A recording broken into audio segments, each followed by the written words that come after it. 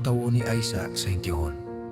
Karon gindumdom sang Ginoo si Sara suno sa iya ginpromisa.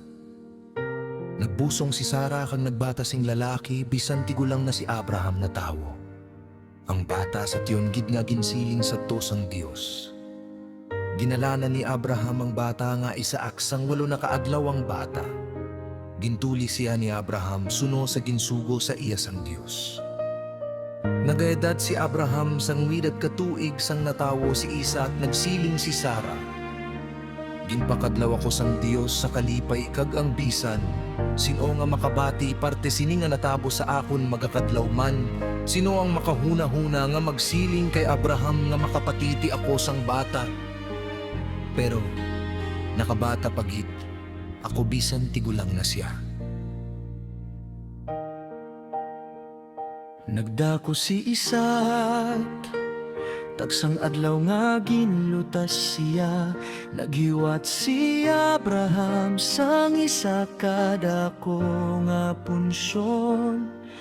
Ginpalaya si Hagar kag si Ismael, isa kaadlaw nakita ni Sara nga ginasunlog ni Ismael si Isaac. Si Ismael anak ni Abraham kay Hagar nga Egiptohanon. Gani nagsiling si Sara kay Abraham, palayason mo inang babayi nga ulipon kag ang iya anak. Kayang anak sinang ulipon hindi dapat partihan sa palanublion.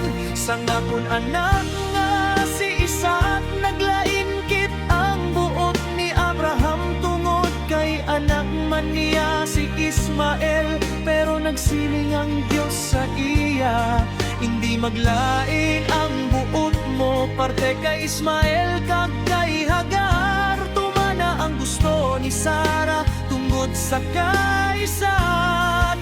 Magahalin ang imo mga kaliwat nga akon ginpromisa, kag ang parte kay Ismael hatagan ko man siya sang madamo. Nga kaliwat kag manginisaman sila ka nasyon, tungod kay anak mo man siya.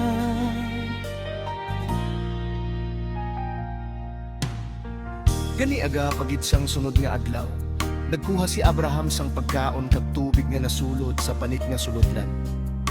Kag ginpapasan niya ini kay Hagar dayon ginpalakat niya. Si Hagar kaupod sang bata. Nagpanglakaton sila sa kamingawan sang Beersheba nga wala kahibalokon. Sa diin sila pakadto sang naubos na ang ila tubig. Ginbilin niya ang iya bata sa idalom sang isa ka kahoy-kahoy. Kag naglakad siya sa unaan nga ang kalayuon mga ngahet ka metros halin sa bata. Dito siya nagpungkok, naghibi nga nagasiling sa iya kaugalingon. Hindi ako makaantos nga magtanaw sa aton anak nga mapatay. Karon nabatian sang Dios ang hibi sang bata. Gani nagsili ng anghel sang Dios kay Hagar halin dito sa langit. Ano ang imo ginapalibog, Hagar? Hindi ka magkahadlok. Nabatian sang Dios ang hibisang imo anak itin. Tindog ka kag pabanguna ang bata, kahimuon ko nga dako nga nasyon ang iya mga kaliwat na indayon. May ginpakita ang Dios sa iya, may isa ka bubon. Nagkadto siya sa didto kag ginsudlan sang tubig ang iya sulodlan. Dayon ginpainom niya ang iya anak. Wen ipaitingon, wala pagpabay isang Dios si Ismael. Hasta nga nagdako siya. Dito siya nag-istar sa kamingawan sang parang kag nanging isa siya kamanupana sang ulihi. Ginpaasawa siya sang iya iloy sa isa ka Egiptohanon.